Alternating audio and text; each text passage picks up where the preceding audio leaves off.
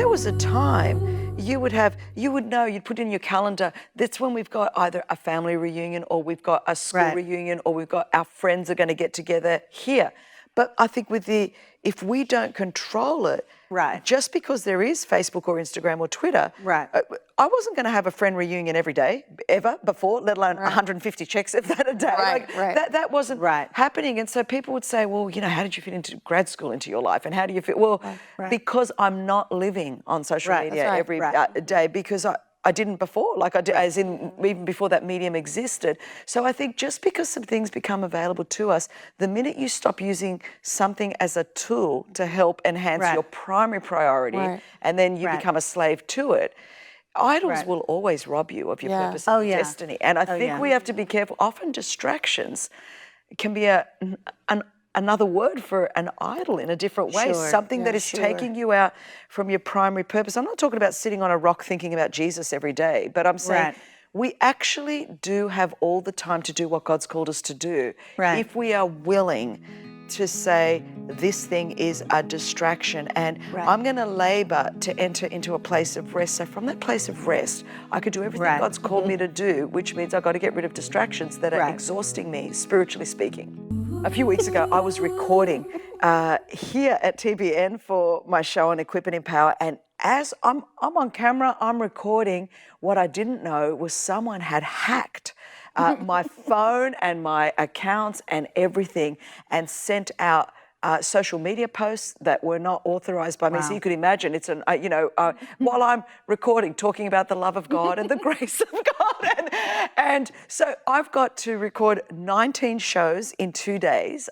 And I come out at the halfway mark and I've got my team here and everyone's like, Christine, this has happened and, your phone. Now, let me just say, if something's going to distract you while you're trying to film 19 shows, it was this happening and, people posing as you and posting things that are not you and, you have to take it down, make an apology. And it just seems over the last maybe year of my life, there have been things like that where you're just totally blindsided because, as we all know, I'm like, Miss, I'm focused. Christine, you're running in your lane. And in fact, the older I get, the more focused I become. And as post 50, it seems like my blinkers are on like a racehorse. I'm running for the prize because I'm thinking more about finishing at this point than because I've got less time ahead of me than I've got behind me. And so it really brought to my attention again. I remember sitting with Nick after a couple of big things happened, and I said, it's like the enemy really wants to distract me. Like I'm so focused and some things, and if he can't distract me because like my kids are easily distracted, I'm like, go up and do your homework.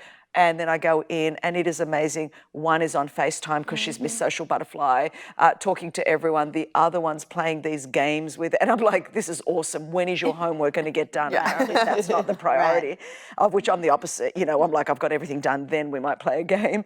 And so it's almost like if he can't distract you that way, in my case, it'll be like, okay, whether it's a hack or something else will happen that will blow up that I've got no control over. And I remember saying to Nick, it's like people want me to come down, either respond to something, answer this thing, answer this call, answer this accusation, be whatever it is. And I said, but Nehemiah said to Sanballat, to Tobiah, he said, no, why should I come down off the wall? Just because you want to have a little chit chat with me, or just because you want to have you want to accuse me of things. So in the early parts of the book of Nehemiah, they're accusing him of his motives and your motives are wrong and you just want to do this.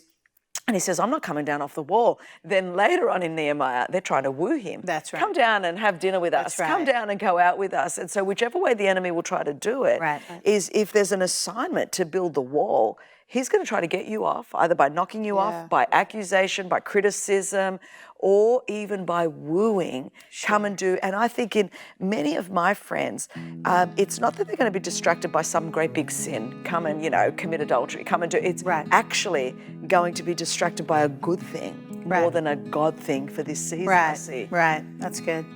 I think that there is no one on the planet that is not susceptible to being distracted.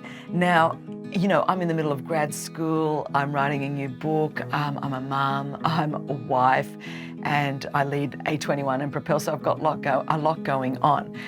And I had a couple of friends that called me the other night, and they're like, Chris, you know, let's go out and watch a movie. Now, the fact is, I love these people. I knew that we would go out, we would have dinner, we would watch a movie. It would be absolutely awesome. I could even justify it, like, you know, I need a break. I work so hard. I don't get to see my friends that much. But here is the deal.